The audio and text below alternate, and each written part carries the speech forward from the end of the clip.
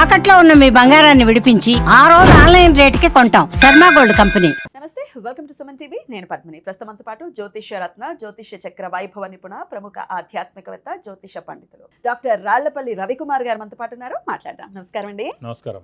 December మాసం మొదలైపోయింది. మరి December మాసం గ్రహస్థితి ఎలా ఉంది, ఏ రాశుల వాళ్ళకి ఎలా ఉంది, ఇవన్నీ ఒక్కసారి మీ ద్వారానండి. శరదిందు సమాకారే పరబ్రహ్మ స్వరూపిణి వాసరాపీఠ నిలయే సరస్వతి నమోస్తుతే. ఈ నెల అంటే డిసెంబర్ నెల ద్వాదశ రాశుల్లో నవగ్రహాలు ఎక్కడ ఉన్నాయో ముందు తెలుసుకుందాం. ముందుగా శని వచ్చేసి మనకి మీన రాశిలో ఉన్నారు. అలాగే గురువు వచ్చేసి మనకి మిథున రాశిలో ఉన్నారు. రాహు కుంభరాశిలో ఉన్నారు. అలాగే కేతు వచ్చేసి మనకి సింహరాశిలో ఉన్నారు.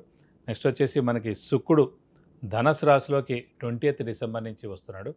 అలాగే మనకి కుజుడు వచ్చేసి 8th డిసెంబర్ 2025 నుంచి మనకి ధనస్సులోకి ప్రవేశిస్తున్నాడు. ఇక కుజుడు మటుకు స్వస్థానమైన వృశ్చికంలోనే ఉంటాడండి మ్యాక్సిమం 29th డిసెంబర్ దాకా. సో కుజుడు స్వస్థానంలో ఉన్నందుకు చాలా మటుకు మంచి ఫలితాలే వస్తాయి. ఎందుకంటే కొన్ని రాశులకి యోగకారకుడు కుజుడు అవుతారన్నమాట. సో ఉదాహరణకి కర్కటక రాశి కానీ, సింహరాశి కానీ, మీన రాశి కానీ కుజుడు యోగకారకుడు అండి. సో ఎప్పుడైతే యోగకారకుడు మనకి స్వస్థానం కానీ ఉచ్చస్థానంలో కానీ ఉంటాయో మనకి ఫైనాన్షియల్గా చాలా బాగుంటుంది. అదృష్టం మెయిన్ యోగకారకుడు, అదృష్టకారకుడు, లక్ ఫేవర్ చేసే గ్రహమైన కుజుడు స్వస్థానంలో అంటే మనకి అదృష్టం బాగుంటుంది. సో ఈ 3 రాశుల వాళ్ళకి అదృష్టం పరిపూర్ణంగా ఉంటుందని చెప్పుకోవాలి. రవి మటుకు వచ్చేసి మనకి ధనుసు రాశిలో ఉంటాడు. శుక్రుడు కూడా మనకి ధనుసు రాశిలో ఉంటాడని చెప్పుకోవచ్చు ఈ మాసం అంతా.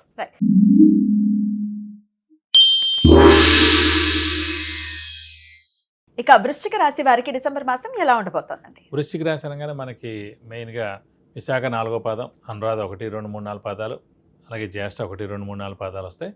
ఈ నక్షత్రాల సమూహం అంతా మనకి వృశ్చిక రాశిలోకి వస్తుంది. వీరికి వచ్చేసి అష్టమ స్థానంలో గురువు ఉండడం చేత కొంచెం మిశ్రమ ఫలితాలే ఉంటాయి. ఎందుకంటే గురుబలం తక్కువగా ఉంది కాబట్టి. సో వీరికి ఏంటంటే తల్లిదండ్రులకు దూరంగా ఉండి ఉద్యోగం చేయడం ఇలాంటివి జరుగుతాయి. ఫర్ ఎగ్జాంపుల్ ఎవరైనా తల్లిదండ్రులతో కలిసి ఉన్నారంటే ఉద్యోగస్తుల మటుకు ఇది మేలు అండి. విద్యార్థులకి ఇది మేలు.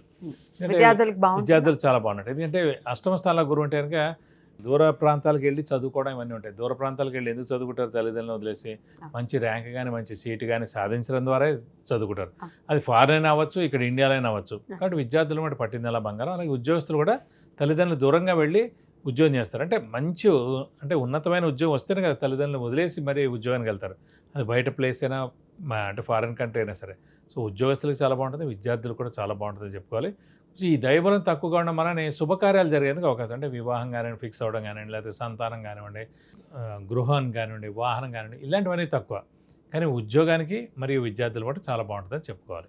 ఓకే, ఆర్థికంగా ఎలా ఉంటుంది వృశ్చిక రాశి వారికి? ఆర్థికంగా కూడా మిశ్రమంగా ఉంటుంది. ఎందుకంటే గురువే ధనకారకుడు కూడా అయ్యాడు. అలాంటి గురువు అష్టమ స్థానంలో ఉండడం చేత ధనానికి ఇబ్బందిగా ఉంటుంది అన్నమాట. ప్రతిసారి కూడా చూసుకోవాల్సి వస్తుంది. అప్పులు కూడా చేయాల్సి ఉంటుంది. అప్పుల వాళ్ళ బెడద కూడా తప్పదు. అలాగే షూరిటీస్ పెట్టకూడదు, స్పెక్యులేషన్స్ జోలికి వెళ్ళకూడదు. వ్యాపారస్తులకి మిశ్రమంగా ఉంది కాబట్టి ఎక్కువగా ఎక్స్పాన్షన్ చేయడం కానీ, క్రెడిట్స్ ఇవ్వడం కానీ, అంటే కొత్తగా ఇంకా దాని కొత్త షాప్ ఏమైనా పెట్టడం కానీ ఇవన్నీ కూడా చేయకుండా ఉండడం ఉత్తమం ఈ సంవత్సర కాలం అంతా. ఏ పరిహార మార్గాల్ని ఖచ్చితంగా అనుసరించాలి? పరిహార మార్గం అంటే ఖచ్చితంగా గురువుదే చేయాలి కాబట్టి మెయిన్ మేధా దక్షిణామూర్తి మరియు దత్తాత్రేయ స్వామిని ఎక్కువగా ఆరాధించడం. ప్రతిరోజు వీలైతే కనుక దత్తాత్రేయ స్వామి అష్టోత్తరం చదువుకుంటే చాలా మంచిది. వీలైతే ప్రతి గురువారం దత్తాత్రేయ స్వామి టెంపుల్కి వెళ్ళి 40 ప్రదక్షిణాలు చేస్తే చాలా మంచిది. అలాగే ఇంకా గురువు వీక్గానే అనిపిస్తే మటు ఖచ్చితంగా ప్రతి గురువారం ఉపవాసం ఉండడం. అలాగే గురువుకి 16 వేల సార్లు జపం చేయించి శనగపప్పు కేజీంపో ఒక 1000 రూపాయల వర్త్ గోల్డ్ ఐటమ్, ఒక ఎల్లో లుంగి దానం ఇస్తానుక దోషం మొత్తం తొలగిపోతుంది. అద్భుతంగా తెలియజేశారండి. మరి మీరు పర్సనల్గా మీ చాట్ని ఒకసారి చూపించుకుని ఏం సమస్యలు ఉన్నాయనేది తెలుసుకోవాలి అనుకుంటే పర్సనల్గా ఒకసారి సార్ అపాయింట్మెంట్ తీసుకోండి. వివాహం, ఉద్యోగం, ఆరోగ్యం, ఐశ్వర్యం అన్ని రకాలవి కూడా చక్కటి పరిహార మార్గాలతో మీకు అందించి మంచి ఉన్నతమైనటువంటి భవిష్యత్తుకి దారి వేసేటటువంటి ప్రయత్నం ఖచ్చితంగా చేస్తారు. కాబట్టి పర్సనల్ అపాయింట్మెంట్ తీసుకోవచ్చు. కింద స్క్రోల్ అవుతున్న నంబర్స్కి కాల్ చేయండి.